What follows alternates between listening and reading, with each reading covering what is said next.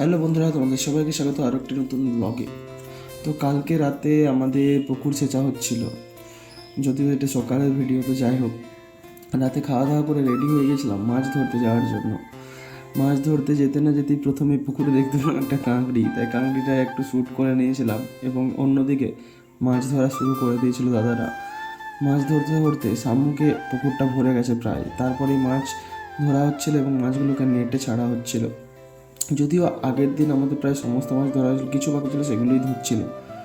তো এখন এই একটা নতুন মাছ আমি দেখলাম, আমার জীবনের প্রথম। তোমরা যদি এই মাছটার নাম জেনে থাকো তাহলে প্লিজ জানিও এটাকে কী মাছ বলে। আমি জানি না, তবে মাছটা দেখতে প্রায় সাপের মতোই। তারপরে দেখা হয়েছিল প্যাঙ্গাস মাছের সাথে।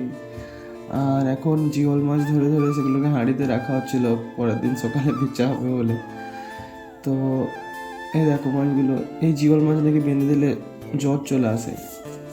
যাই হোক, তাই খাড়ি করে ওগুলোকে রাখা হচ্ছিলো আর আমি কাদায় ধসে গেছিলাম। যাই হোক, মাছ ধরা কমপ্লিট করার পরে আমি চলে এসেছিলাম বাড়ি, আর সাবমার্সেল চালিয়ে পা হাত ধুয়ে ফ্রেশ হয়ে শুয়ে পড়েছিলাম।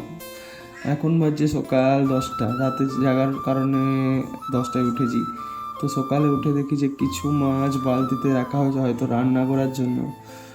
তো যাই হোক বন্ধুরা, আজকের মতো এটুকুই। দেখা হচ্ছে নেক্সট ব্লগে। টাটা।